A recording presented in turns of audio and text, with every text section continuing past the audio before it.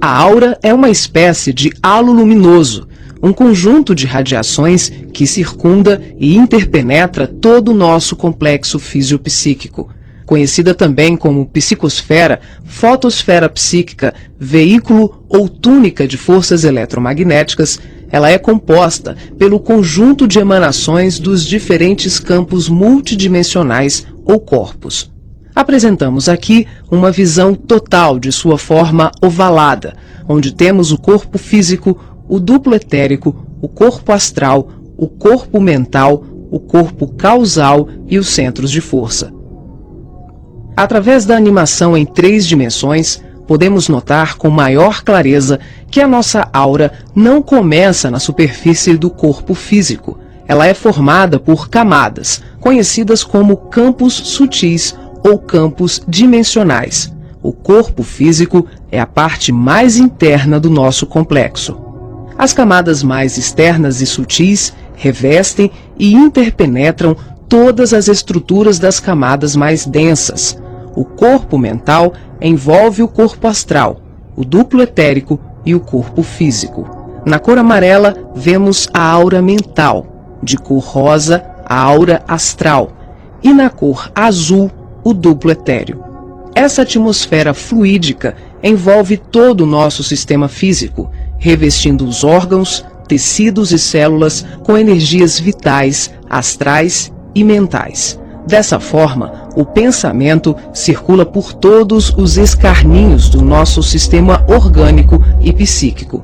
Na medida em que pensamos, automaticamente alteramos o nosso campo celular.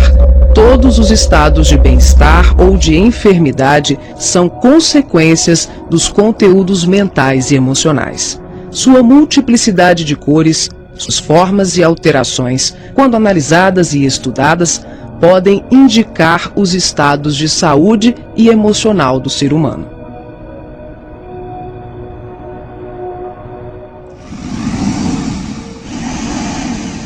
A palavra chakra vem do sânscrito e significa roda de luz, também conhecido como centros vitais, fulcros energéticos ou centros de força. Geralmente são visualizados por videntes e clarividentes como campos em forma de redemoinhos, com a aparência de uma flor, com pétalas irradiantes e coloridas. O nosso corpo é regido por esses centros, que vibram em sintonia uns com os outros ao influxo do poder diretriz da mente, estabelecendo um veículo eletromagnético no qual o pensamento vibra em circuito fechado antes de exteriorizar-se. Cada célula do nosso corpo pode ser considerada um motor elétrico ou diminuto centro vital. O complexo humano é formado por centenas de chakras, que são classificados como mínimos, menores, maiores, secundários, principais e primordiais. Esses centros de força desempenham diversas funções, dentre elas a de reger as atividades fisiológicas dos órgãos a eles relacionados. Levando em conta as várias escolas que estudam o tema, definimos como primordiais 10 centros: o coronário, o cerebral ou frontal, o ágina, o laríngeo ou da garganta, o cardíaco, o gástrico ou solar, o esplênico, o umbilical, o genésico ou sexual e o fundamental.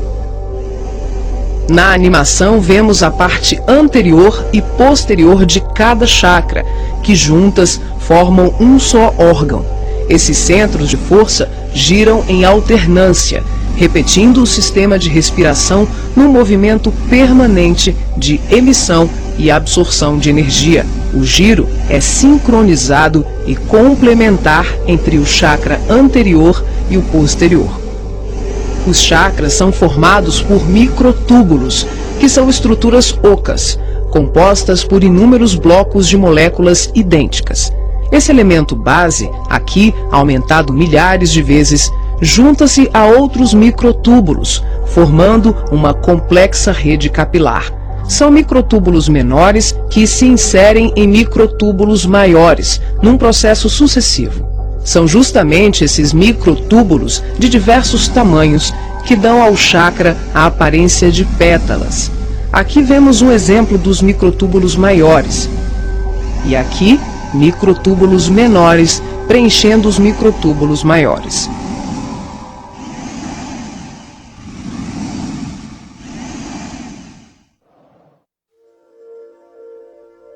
Assim como os chakras, a aura também é formada por microtúbulos, que podem ser vistos com maior precisão no duplo etérico.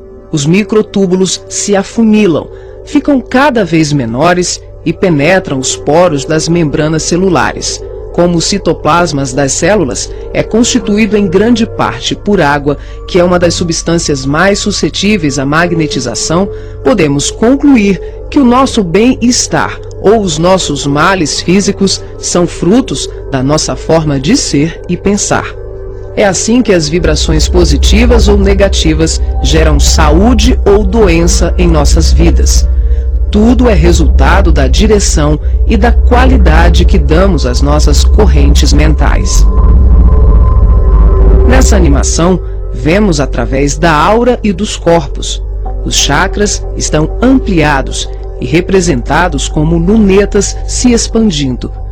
Podemos observar o sincronismo das camadas mais externas com as mais internas.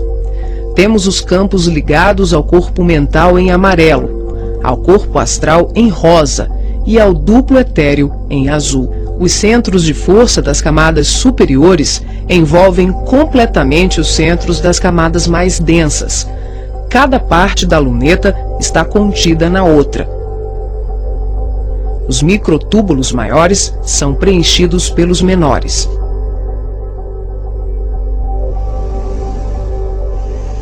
Responsável também por funções psíquicas, os chakras estão relacionados com algumas capacidades de percepção.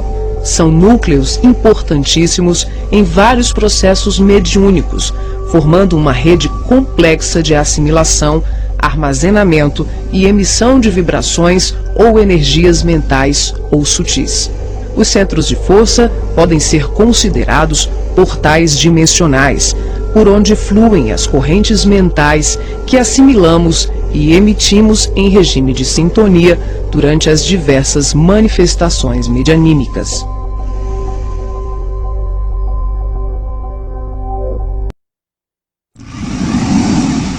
Vemos agora os chakras relacionados aos seus respectivos órgãos.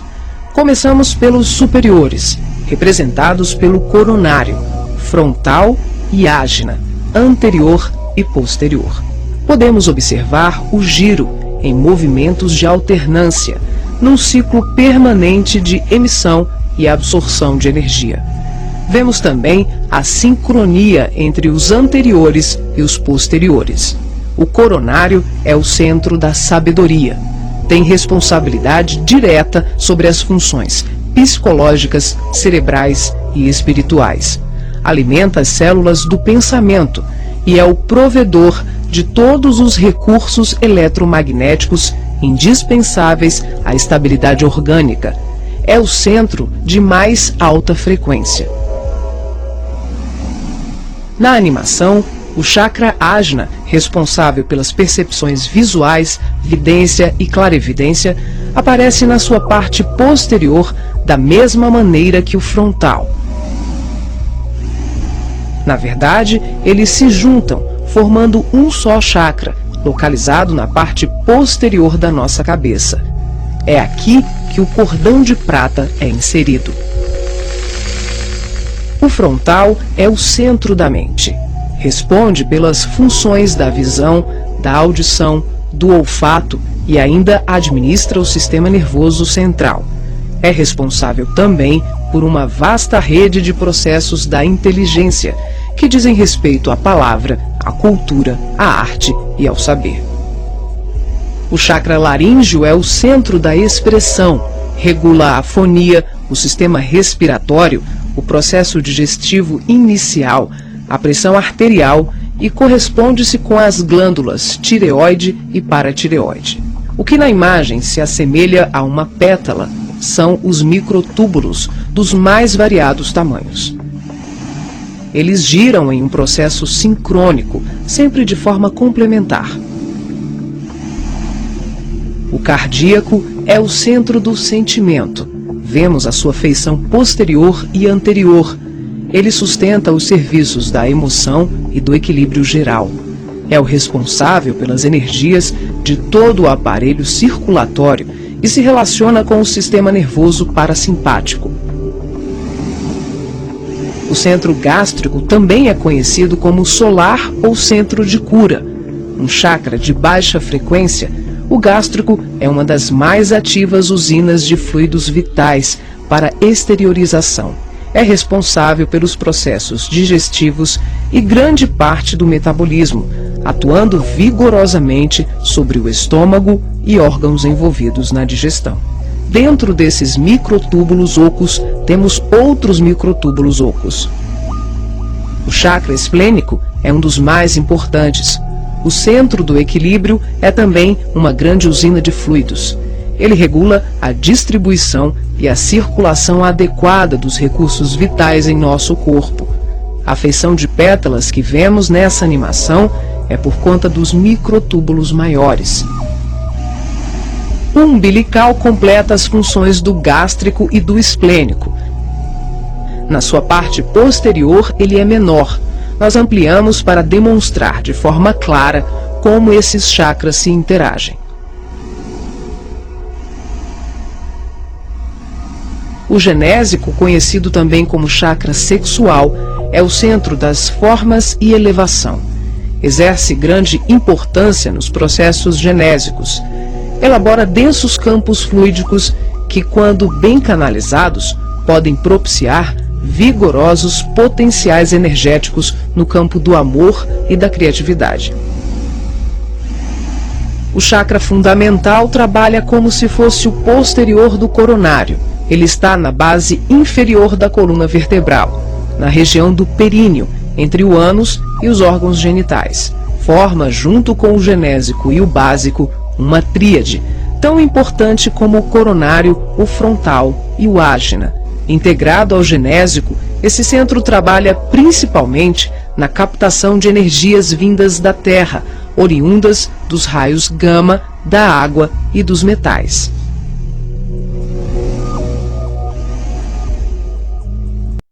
Nessa animação, representamos o processo de desdobramento dos diferentes corpos.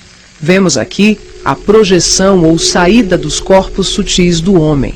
O corpo físico permanece. O duplo etérico, o corpo astral e o corpo mental se exteriorizam. Os fios coloridos dão enfoque ao funcionamento dos cordões fluídicos, que são os responsáveis pela interação entre os corpos. Para ressaltar os fluxos mental, emocional e vital, subdividimos o cordão de prata, que assimila todos os fluxos, em 3. O cordão de prata propriamente dito, que liga o corpo físico aos demais corpos sutis, aqui representando apenas o fluxo mental. Em amarelo, o detalhamento do fluxo emocional.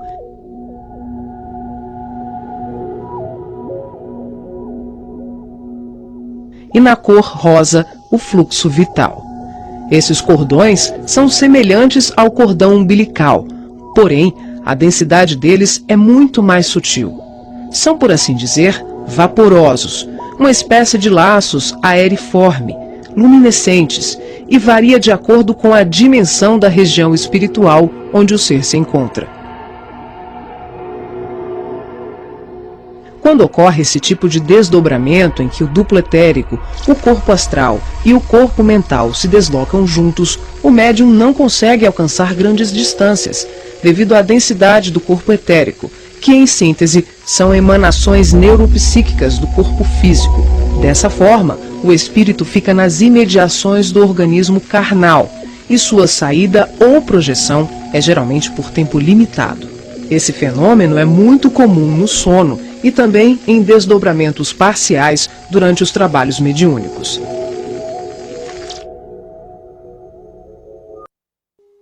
Nesse exemplo de desdobramento, a projeção se inicia com a exteriorização dos 3 corpos sutis, o duplo etérico, o corpo astral e o corpo mental. Em seguida, O passivo devolve ao corpo físico os eflúvios vitais, conhecidos em seu conjunto como duplo etérico, que tem como uma de suas funções assegurar o equilíbrio entre a alma e o corpo de carne, garantindo o calor indispensável à colmeia celular. Desembaraçado dos veículos mais densos, corpo físico e duplo etérico, o médium se desloca com o corpo astral, envolvido pelo corpo mental e pelos outros corpos mais sutis, aqui não representados. Ao devolver as energias neuropsíquicas, o médium projetado fica, por assim dizer, mais leve e ágil, o que lhe permite uma melhor condição de trabalho e observação, além de lhe possibilitar o deslocamento para regiões diversas. Ele pode viajar para qualquer lugar do espaço, incluindo o plano físico e o extrafísico. O corpo astral envolvido pelo corpo mental fica permanentemente conectado ao corpo físico pelo cordão de prata, que também é conhecido como cordão fluídico. Trata-se de um laço, um feixe energético extremamente flexível e expansível, que é formado de microtúbulos, a exemplo dos chakras, e mantém um fluxo energético bidirecional entre os corpos densos e sutis.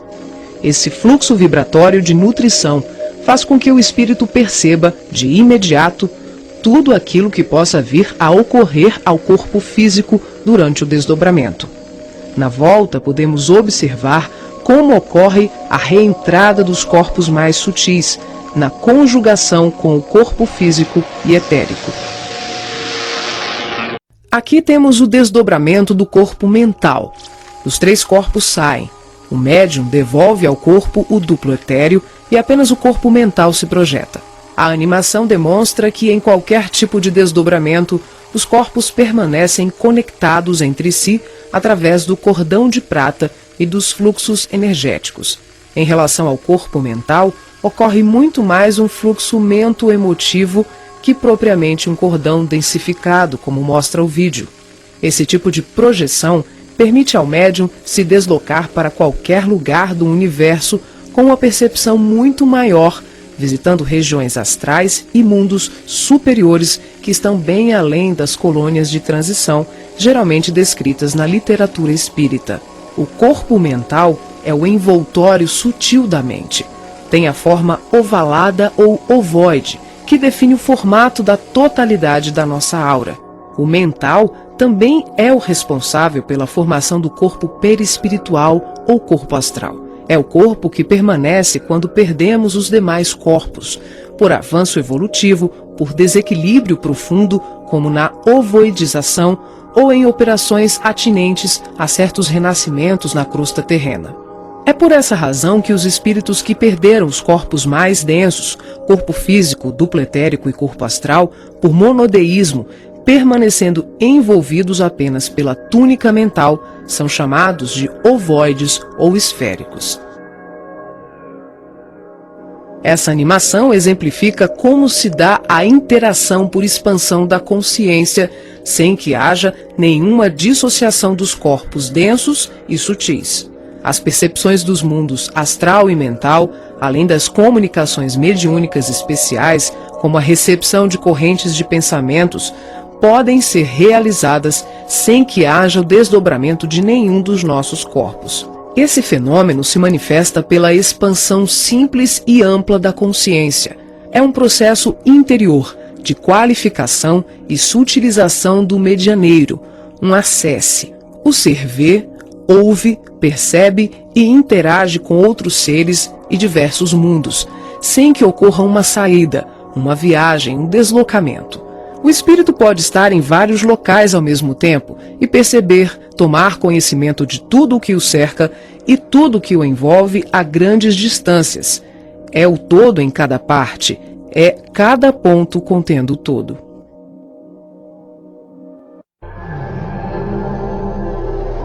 Nessa animação, visualizamos os espíritos revestidos apenas pela túnica ou corpo mental, após a perda do corpo astral ou perispiritual, quando tomamos a parte pelo todo.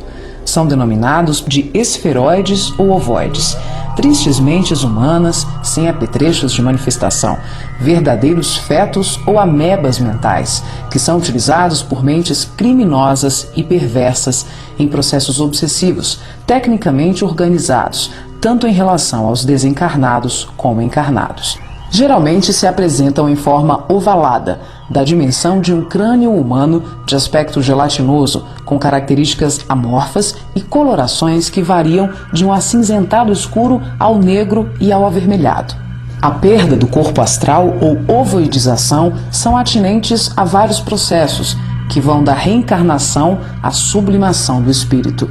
Aqui focalizamos o sentido inferior dessa ocorrência, quando a personalidade desencarnada continua no além-túmulo o cultivo das ideias de ódio, vingança, autodestruição, culpa, egoísmo, apego vicioso, gerando uma fixação monodeística que é a tendência da consciência de fixar o pensamento em uma só ideia, provocando alterações fisiológicas e anatômicas no veículo perispiritual. As partículas mentais circulam em circuito fechado pelo campo da aura e são absorvidas pelos chakras, provocando a assimilação de forças degradantes pelas células perispirituais, que passam a operar em regime de desequilíbrio, até que pela repetição incessante e de longo curso de tal mecanismo, o ser gasta, por assim dizer, o seu corpo astral ou perispiritual, ficando revestido apenas pelo corpo mental.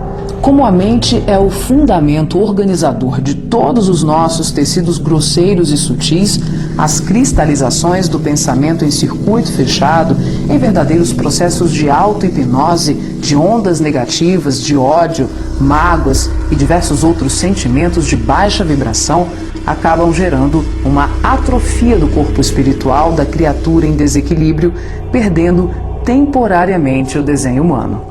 Os ovoides, quando são atraídos e localizados por mentes perversas no campo da aura de encarnados ou desencarnados, passam a viver em regimes simbióticos com suas vítimas, absorvendo-lhes as forças psíquicas em movimento automático de sucção, à semelhança de vários parasitas encontrados na natureza, levando à desorganização das estruturas psíquicas daqueles que lhes sofrem ação doentia.